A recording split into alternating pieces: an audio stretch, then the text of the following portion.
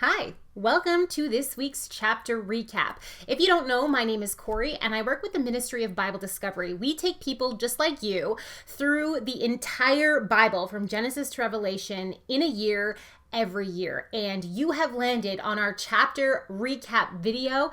Each week I go through all of the assigned reading to make sure you're staying on track with your Bible reading and that you're going to accomplish your goal of reading through the Bible. So if this is your first time here, check it out, and also check out Bible Discovery and Bible Discovery TV in the description box below, and see if we can help you read through the Bible.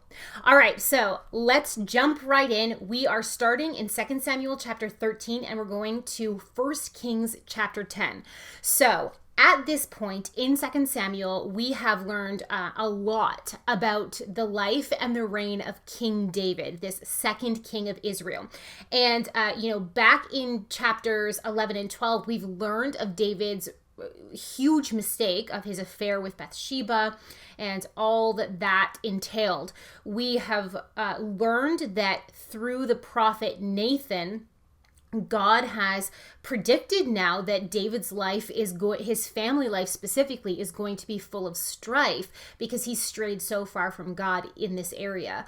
And so we've seen how, David has been a good king, but he has failed, and we're going to see him fail in some really specific areas of providing leadership and correction and consequences for the sins of his children.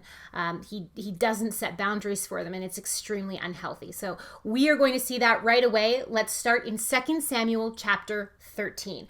So we've got this horrible story about Amnon. Now, Amnon is the firstborn son of David, of King David, and likely the crown prince, or at least the heir apparent, if Solomon hasn't been officially crowned prince at this point. And Amnon rapes his half-sister Tamar.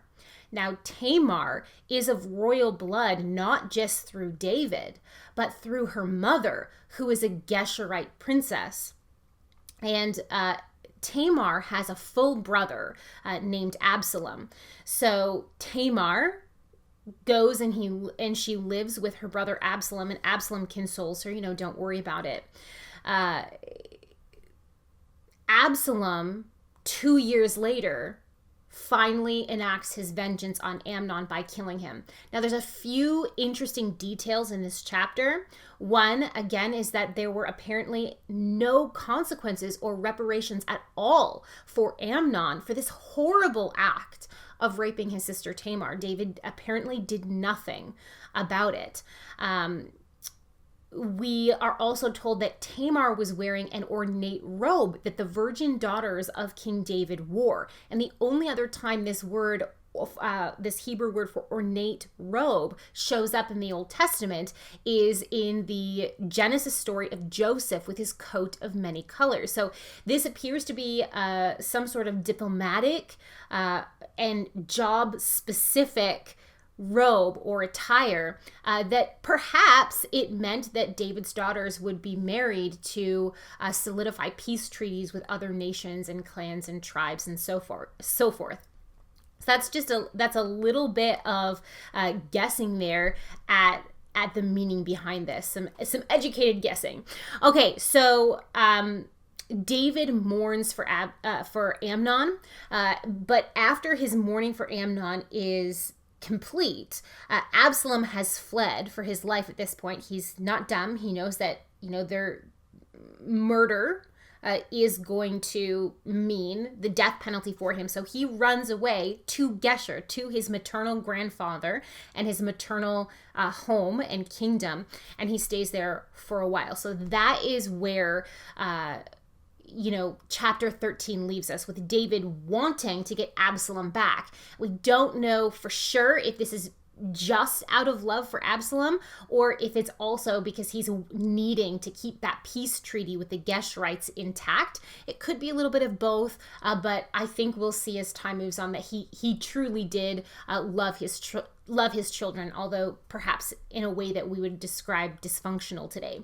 Okay, 2 Samuel chapter 14, Joab, the commander of David's army and David's nephew, Joab sets up a false scenario to convince David to pardon Absalom and let him come back to Israel from Geshur. And the ruse works. Joab's a really interesting figure all throughout the reign of David. Though Absalom is allowed to come back to Israel and back to his house in Jerusalem, he's not allowed to see David or Joab. 2 years after being shunned by David and all of his officials, Absalom demands an audience with Joab and then subsequently with David. And of course, David forgives Absalom and all the restrictions are lifted off him. But in chapter 15, we learned that this was not altruistic of Absalom. This was not because he missed his father. It was because he was holding a grudge. He had apparently deemed his father unfit to rule the throne of Israel. And so Absalom, here in chapter 15, begins spreading seeds of doubt in the minds of travelers who are coming to Jerusalem. Absalom's speaking to them, and he's also making sure to treat everyone that he comes in contact with respect and not allowing them to bow to him as a royal. And so the people begin to have this endearing, loving relationship with him. 4 years into this, Absalom hosts a gathering at Hebron and he declares himself king. And apparently he had gained so much of a following that immediately David, his family, his officials, and his bodyguards, and an attachment of Philistine soldiers that had become loyal to David and their families, they all just up and leave Jerusalem rather than trying to stand and fight against Absalom and his crowd. So this is a coup by Absalom. He has taken over the kingship. At the end of chapter 15, we learn, though, that David leaves some men who are loyal to him in Jerusalem to act as spies. So chapter 16, we see this man named Ziba, the servant of Mephibosheth, who was Jonathan's son that David, had a covenant of peace with, a lifelong covenant of peace with. This servant Ziba comes to David and tells him that Mephibosheth is not loyal to David. And as a result, David grants all of Mephibosheth's land to Ziba. We also see a relative of old King Saul, that first king of Israel, Shimei. He begins to curse and throw rocks and dirt at David and his men as David's leaving, and he's yelling things at David. This is because you're a murderer, and God's bringing judgment on you. And it's really interesting because David's men want to kill Shimei, but David doesn't let them. He thinks, maybe he's right. We're going to see what God does here. So that's an interesting reaction from David. We also learned that very brutally, Absalom is advised to sleep with his father's concubines that he left at the palace. We learn that David left some concubines to watch the palace, whatever that means. And this act by Absalom secures the rebellion in the minds of the people of Israel. There's no going back now. This cannot be repaired. Absalom has not just taken the kingship. He has shown, his absolute commitment to taking the kingship. Chapter 17, Ahithophel. All these great names here. Ahithophel is an advisor who is loyal to Absalom, and he's giving really good advice. Not good morally, but good, it's going to get the job done advice. And he advises Absalom to immediately send men after David to get him while he's down, get him while he's on the run.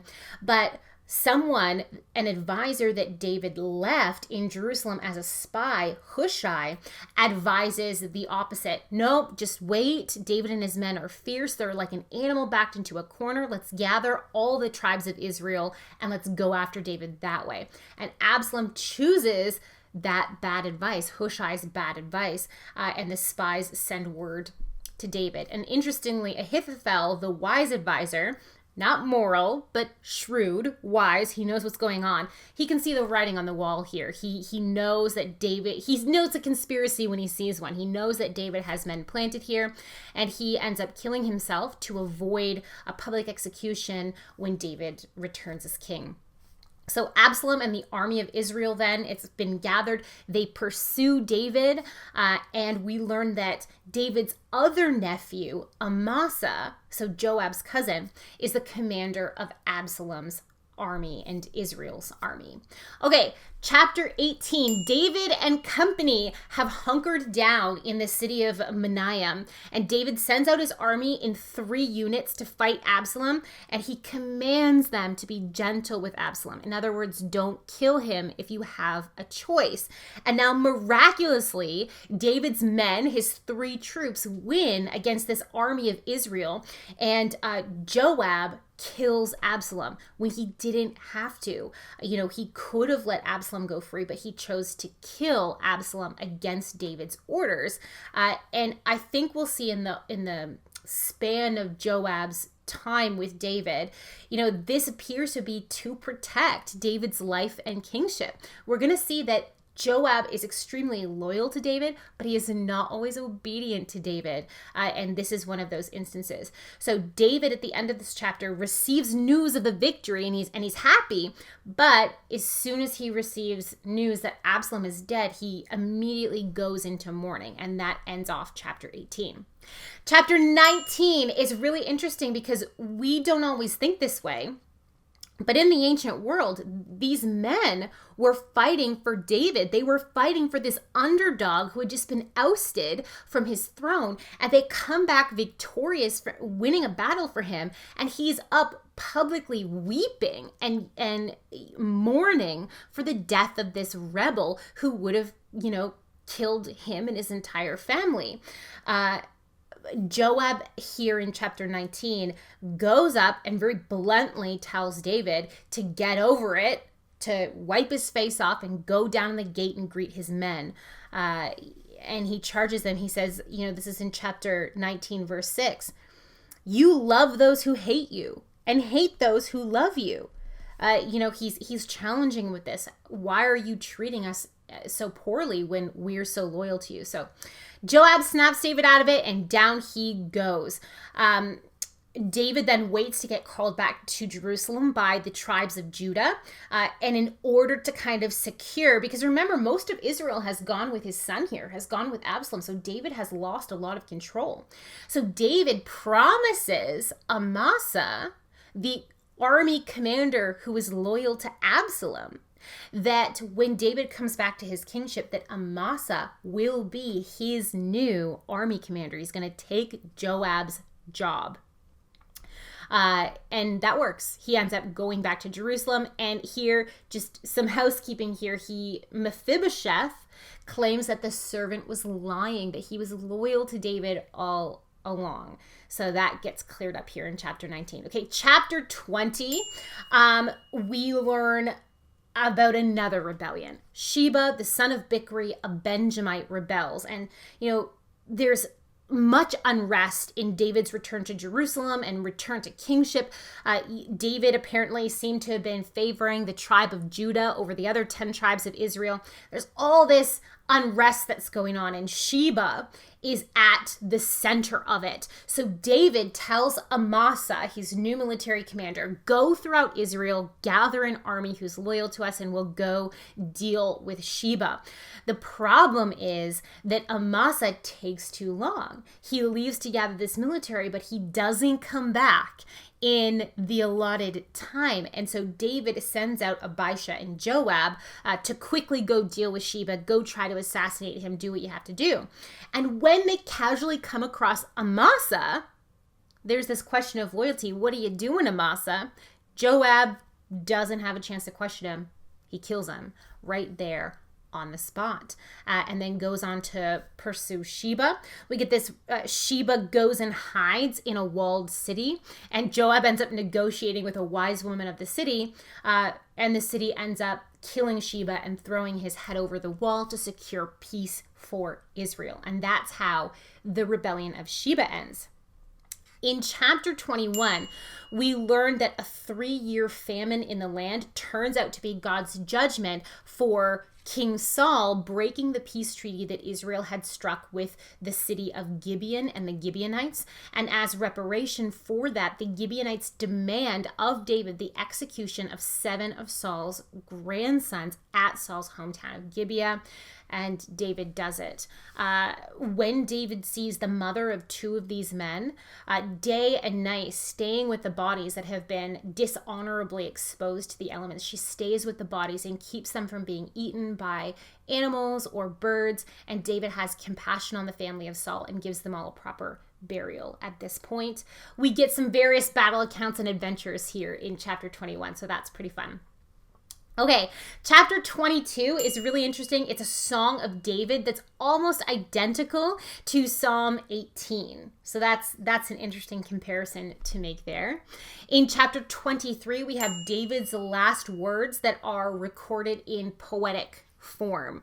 And it should be noted here that very obviously the Bible is not trying to portray David as a perfect man, a perfect king, a perfect human. It is trying to show that despite all of that, he was faithful to God. He did not engage in idolatry, and he was trying. We also learn of some of the exploits of David's warriors in chapter 23 and their organization. Like there was the 3 famous warriors, and then there was a group of 30 famous warriors, and there was the head of the bodyguard, which was Benaiah. So some really fun things in there. Chapter 24 of 2 Samuel, this last chapter here, God is angry with Israel. There's something going on. Perhaps it's David's leadership. Perhaps it's idolatry. We're not sure what's going on. But for whatever reason, God is angry with Israel. He incites David against them. So this is like the sort of thing that God could have stopped with one of the prophets, with Nathan or Gad. He had done it in the past. He had stopped David's actions that were sinful. But he didn't in this case. And David conducts an unlawful census of the fighting men. So the idea here is that the kings were supposed to trust in God, not their military, so they weren't supposed to count their military. Joab resists David here, as do all of the army commanders, but David is the king, so his word wins out. God then gives David, through Gad the prophet, 3 options for punishment: 3 years of famine, 3 months of losing in battle, or 3 days of plague. And David asks God to decide between the famine or the plague. And at the end of this, we see David's compassion on the people, and we see David building an altar in Jerusalem. Okay, that's the end of 2 Samuel. So let's jump into these first few chapters of 1 Kings. Chapter 1, we learn of David's advanced age and his failing health. He can't stay warm. So as ancient medicine goes, they hire a woman to come and lay beside David, but it's noted there was no physical intimacy other than her just laying beside him, trying to keep him warm. Okay. More unrest between David's sons. So Adonijah, David's 4th-born son, wanted to be king, and he hired a military entourage to proclaim those intentions while David was still alive. And the text explicitly mentions that David doesn't correct him.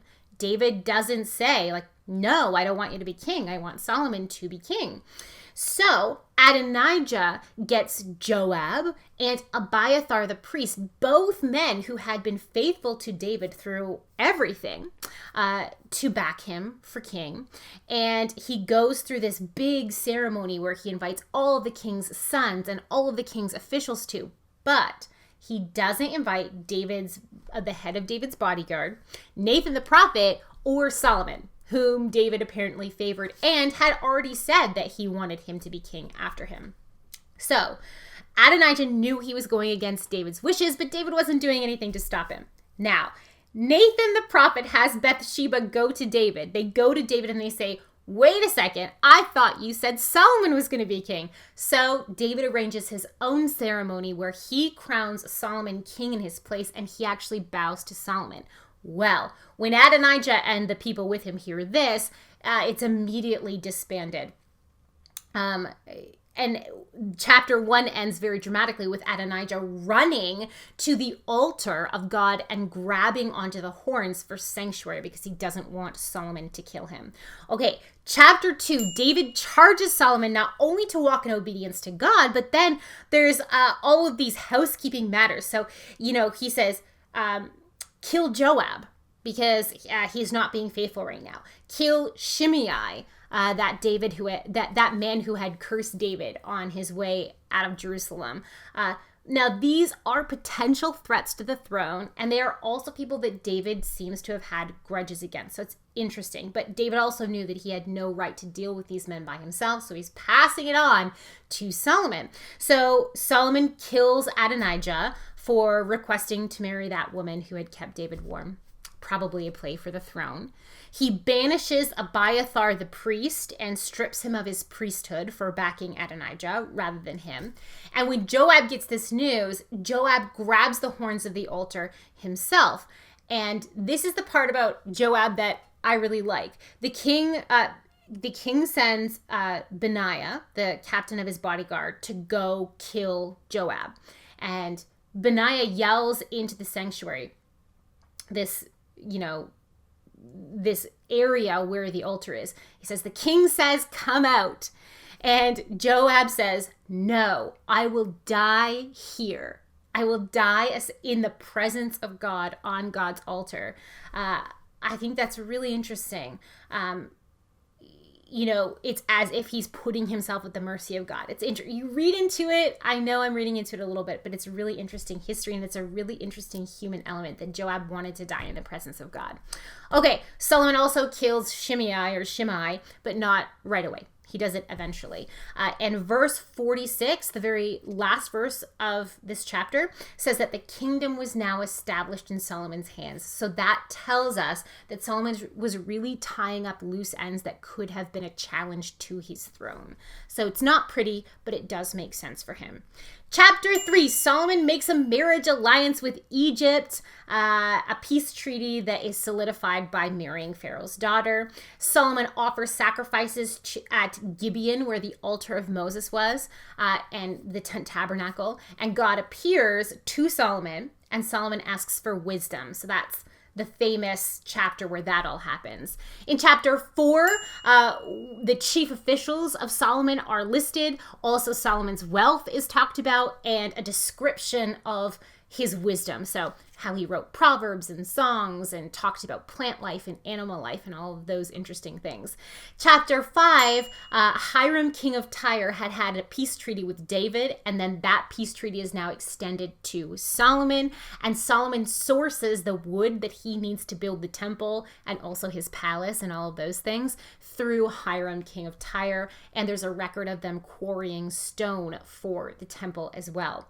In chapter 6, we learn that it is the 480th year after the Israelites had come out of Egypt, which was also the 4th year of King Solomon in Jerusalem, that he began to build the Jerusalem temple. We get a description of the temple and that it took 7 years to complete. And although that seems impressive, in chapter 7, we learned that it took Solomon 13 years to build his own palace in Jerusalem. And to be fair, there was a public functioning building, for judgment and court and all of that, and then also a private dwelling for him. And we learned he also built another palace for Pharaoh's daughter. And we learned then in this chapter as well about all of the bronze works and all of the gold works, these articles of the temple that Solomon commissioned. Chapter 8, we see Solomon bringing the Ark of the Covenant into the temple, the dedication of the temple with this big assembly of Israel. And at this dedication, this cloud fills the temple, which is the manifestation of the presence of God or the glory of God. And sacrifices are offered for dedication. So that's all in chapter 8. Chapter 9, God appears to Solomon once again, and he promises that he will be at the temple in a special way, and that if Solomon and his sons walk before God faithfully, then God will establish the royal throne forever. But if not, that the temple would be destroyed and the line of Solomon would be cut off from the throne.